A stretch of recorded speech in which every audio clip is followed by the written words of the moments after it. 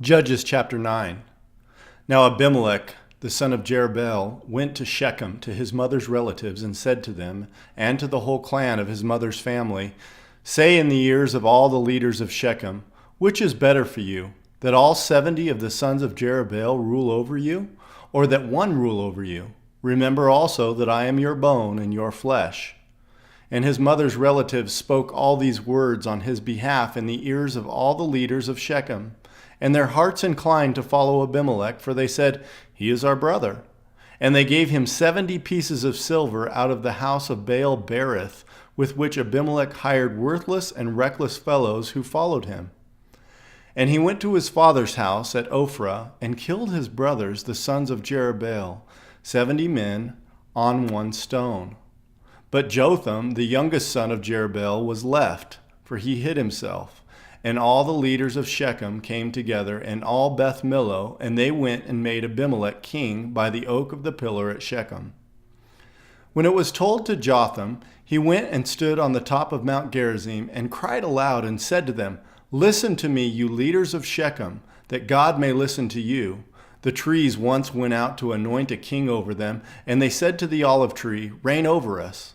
But the olive tree said to them, Shall I leave my abundance, by which gods and men are honored, and go and hold sway over the trees? And the trees said to the fig tree, You come and reign over us. But the fig tree said to them, Shall I leave my sweetness and my good fruit, and go hold sway over the trees? And the trees said to the vine, You come and reign over us. But the vine said to them, Shall I leave my wine that cheers God and men, and go hold sway over the trees? Then all the trees said to the bramble, You come and reign over us. And the bramble said to the trees, If in good faith you are anointing me king over you, then come and take refuge in my shade. But if not, let fire come out of the bramble and devour the cedars of Lebanon. Now, therefore, if you acted in good faith and integrity when you made Abimelech king, and if you have dealt well with Jerubbaal and in his house, and have done to him as his deeds deserved, for my father fought for you, and risked his life, and delivered you from the hand of Midian, and you have risen up against my father's house this day, and have killed his sons, 70 men on one stone, and have made Abimelech, the son of his female servant, king over the leaders of Shechem, because he is your relative. If you then have acted in good faith and integrity with Jerubbaal and with his house this day, then rejoice in Abimelech, and let him also rejoice in you. But if not, let fire come out from Abimelech, and devour the leaders of Shechem and Beth Millo. And let fire come out from the leaders of Shechem and from Beth Millo, and devour Abimelech. And Jotham ran away and fled, and went to Beer, and lived there because of Abimelech his brother. Abimelech ruled over Israel 3 years, and God sent an evil spirit between Abimelech and the leaders of Shechem. And the leaders of Shechem dealt treacherously with Abimelech, that the violence done to the 70 sons of Jerubbaal might come, and their blood be laid on Abimelech their brother, who killed them, and on the men of Shechem, who strengthened his hands to kill his brothers. And the leaders of Shechem put men in ambush against him on the mountaintops, and they robbed all who passed by them all that way. And it was told to Abimelech. And Gaal the son of Ebed moved into Shechem with his relatives, and the leaders of Shechem put confidence in him. And they went out into the field and gathered the grapes from their vineyards, and trod them, and held a festival. And they went into the house of their God, and ate and drank, and reviled Abimelech. And Gaal the son of Ebed said, Who is Abimelech, and who are we of Shechem, that we should serve him?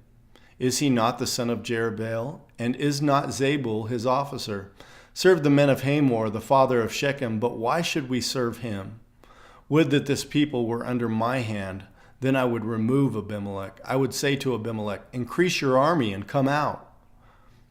When Zebul, the ruler of the city, heard the words of Gaal, the son of Ebed, his anger was kindled, and he sent messengers to Abimelech secretly, saying, Behold, Gaal, the son of Ebed, and his relatives have come to Shechem, and they are stirring up the city against you.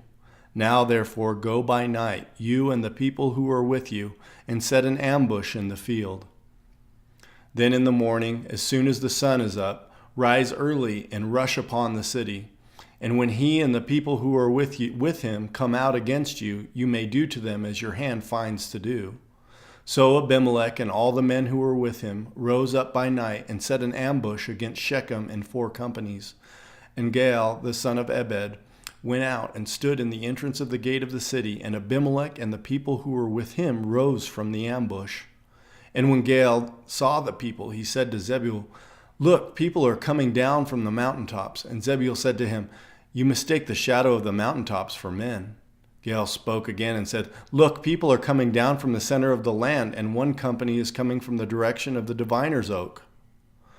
Then Zebul said to him, "Where is your mouth now, you who said, 'Who is Abimelech, that we should serve him?' Are not these the people whom you despised? Go out now and fight with them." And Gaal went out at the head of the leaders of Shechem and fought with Abimelech. And Abimelech chased him, and he fled before him, and many fell wounded up to the entrance of the gate. And Abimelech lived at Aramah, and Zebul drove out Gaal and his relatives, so that they could not dwell at Shechem. On the following day, the people went out into the field, and Abimelech was told. He took his people and divided them into 3 companies and set an ambush in the fields, and he looked and saw the people coming out of the city. So he rose against them and killed them. Abimelech and the company that was with him rushed forward and stood at the entrance of the gate of the city, while the 2 companies rushed upon all who were in the field and killed them. And Abimelech fought against the city all that day. He captured the city and killed the people who were in it, and he razed the city and sowed it with salt. When all the leaders of the tower of Shechem heard of it, they entered the stronghold of the house of El-Berith. Abimelech was told all the leaders of the tower of Shechem were gathered together. And Abimelech went up to Mount Zalmon, he and all the people who were with him. And Abimelech took an axe in his hand and cut down a bundle of brushwood, and took it up and laid it on his shoulder. And he said to the men who were with him, "What you have seen me do, hurry and do as I have done." So every one of the people cut down his bundle, and following Abimelech, put it against the stronghold, and they set the stronghold on fire over them, so that all the people of the tower of Shechem also died, about 1,000 men and women. Then Abimelech went to Thebez and encamped against Thebez and captured it. But there was a strong tower within the city, and all the men and women and all the leaders of the city fled to it and shut themselves in, and they went up to the roof of the tower. And Abimelech came to the tower and fought against it and drew near to the door of the tower to burn it with fire. And a certain woman threw up an upper millstone on Abimelech's head and crushed his skull. Then he called quickly to the young man, his armor-bearer, and said to him, "Draw your sword and kill me, lest they say of me, 'A woman killed him.' And his young man thrust him through, and he died. And when the men of Israel saw that Abimelech was dead, everyone departed to his home. Thus God returned the evil of Abimelech, which he committed against his father in killing his 70 brothers. And God also made all the evil of the men of Shechem return on their heads, and upon them came the curse of Jotham, the son of Jerubbaal. Judges chapter 10. After Abimelech, there arose to save Israel Tola, the son of Puah, son of Dodo, a man of Issachar, and he lived at Shamir in the hill country of Ephraim. And he judged Israel 23 years. Then he died and was buried at Shamir. After him arose Jair the Gileadite, who judged Israel 22 years. And he had 30 sons who rode on 30 donkeys, and they had 30 cities called Havoth Jair to this day, which are in the land of Gilead. And Jair died and was buried in Camon. The people of Israel again did what was evil in the sight of the Lord, and served the Baals, and the Ashtaroth, and the gods of Syria, the gods of Sidon, the gods of Moab, the gods of the Ammonites, and the gods of the Philistines. And they forsook the Lord and did not serve him. So the anger of the Lord was kindled against Israel, and he sold them into the hand of the Philistines and into the hand of the Ammonites. And they crushed and oppressed the people of Israel that year.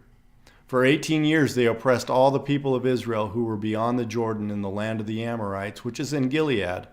And the Ammonites crossed the Jordan to fight against Judah and against Benjamin and against the house of Ephraim, so that Israel was severely distressed. And the people of Israel cried out to the Lord, saying, "We have sinned against you, because we have forsaken our God and have served the Baals." And the Lord said to the people of Israel, "Did I not save you from the Egyptians and from the Amorites, and from the Ammonites and from the Philistines? The Sidonians also, and the Amalekites and the Maonites oppressed you, and you cried out to me, and I saved you out of their hand. Yet you have forsaken me and served other gods. Therefore I will save you no more. Go and cry out to the gods whom you have chosen. Let them save you in the time of your distress. And the people of Israel said to the Lord, We have sinned. Do to us whatever seems good to you. Only please deliver us this day. So they put away the foreign gods from among them and served the Lord, and he became impatient over the misery of Israel. Then the Ammonites were called to arms, and they encamped in Gilead. And the people of Israel came together, and they encamped at Mizpah. And the people, the leaders of Gilead, said one to another, Who is the man who will begin to fight against the Ammonites? He shall be head over all the inhabitants of Gilead. Judges chapter 11. Now Jephthah the Gileadite was a mighty warrior, but he was the son of a prostitute. Gilead was the father of Jephthah. And Gilead's wife also bore him sons. And when his wife's sons grew up, they drove Jephthah out and said to him, You shall not have an inheritance in our father's house, for you are the son of another woman. Then Jephthah fled from his brothers and lived in the land of Tob. And worthless fellows collected around Jephthah and went out with him. After a time, the Ammonites made war against Israel. And when the Ammonites made war against Israel, the elders of Gilead went to bring Jephthah from the land of Tob. And they said to Jephthah, Come and be our leader, that we may fight against the Ammonites. But Jephthah said to the elders of Gilead, Did you not hate me and drive me out of my father's house? Why have you come to me now when you are in distress? And the elders of Gilead said to Jephthah, That is why we have turned to you now, that you may go with us and fight against the Ammonites, and be our head over all the inhabitants of Gilead. Jephthah said to the elders of Gilead, If you bring me home again to fight against the Ammonites, and the Lord gives them over to me, I will be your head. And the elders of Gilead said to Jephthah, The Lord will be witness between us if we do not do as you say. So Jephthah went with the elders of Gilead, and the people made him head and leader over them. And Jephthah spoke all his words before the Lord at Mizpah. Then Jephthah sent messengers to the king of the Ammonites and said, What do you have against me, that you have come to me to fight against my land? And the king of the Ammonites answered the messengers of Jephthah, Because Israel, on coming up from Egypt, took away my land, from the Arnon to the Jabbok and to the Jordan. Now therefore restore it peaceably. Jephthah again sent messengers to the king of the Ammonites and said to him, Thus says Jephthah, Israel did not take away the land of Moab or the land of the Ammonites, but when they came up from Egypt, Israel went through the wilderness to the Red Sea and came to Kadesh. Israel then sent messengers to the king of Edom, saying, Please let us pass through your land. But the king of Edom would not listen. And they sent also to the king of Moab, but he would not consent. So Israel remained at Kadesh. Then they journeyed through the wilderness and went around the land of Edom and the land of Moab, and arrived on the east of the land of Moab, and camped on the other side of the Arnon. But they did not enter the territory of Moab, for the Arnon was the boundary of Moab. Israel then sent messengers to Sihon, king of the Amorites, king of Heshbon, and Israel said to them, Please let us pass through your land to our country. But Sihon did not trust Israel to pass through his territory. So Sihon gathered all his people together and encamped at Jahaz and fought with Israel. And the Lord, the God of Israel, gave Sihon and all his people into the hand of Israel, and they defeated them. So Israel took possession of all the land of the Amorites who inhabited that country, and they took possession of all the territory of the Amorites from the Arnon to the Jabbok and from the wilderness to the Jordan. So then the Lord, the God of Israel, dispossessed the Amorites from before his people Israel. And are you to take possession of them? Will you not possess what Chemosh your God gives you to possess? And all that the Lord our God has dispossessed before us, we will possess. Now are you any better than Balak, the son of Zippor, son of Moab? Did he ever contend against Israel, or did he ever go to war with them? While Israel lived in Heshbon and its villages, and in Aroer and its villages, and in all the cities that are on the banks of the Arnon 300 years, why did you not deliver them within that time? I therefore have not sinned against you, and you do me wrong by making war on me. The Lord, the judge, decide this day between the people of Israel and the people of Ammon. But the king of the Ammonites did not listen to the words of Jephthah that he sent to him. Then the Spirit of the Lord was on Jephthah, And he passed through Gilead and Manasseh, and passed on to Mizpah of Gilead. And from Mizpah of Gilead he passed on to the Ammonites. And Jephthah made a vow to the Lord and said, If you will give the Ammonites into my hand, then whatever comes out from the doors of my house to meet me when I return in peace from the Ammonites shall be the Lord's, and I will offer it up for a burnt offering. So Jephthah crossed over to the Ammonites to fight against them, and the Lord gave them into his hand. And he struck them from Aroer to the neighborhood of Minnith, 20 cities, and as far as Abel-keramim, from a great blow. So the Ammonites were subdued before the people of Israel. Then Jephthah came to his home at Mizpah, and behold, his daughter came out to meet him with tambourines and with dances. She was his only child. Besides her, he had neither son nor daughter. And as soon as he saw her, he tore his clothes and said, Alas, my daughter! You have brought me very low, and you have become the cause of great trouble to me. For I have opened my mouth to the Lord, and I cannot take back my vow. And she said to him, My father, you have opened your mouth to the Lord, to do to me according to what has gone out of your mouth, now that the Lord has avenged you on your enemies, on the Ammonites. So she said to her father, Let this thing be done for me.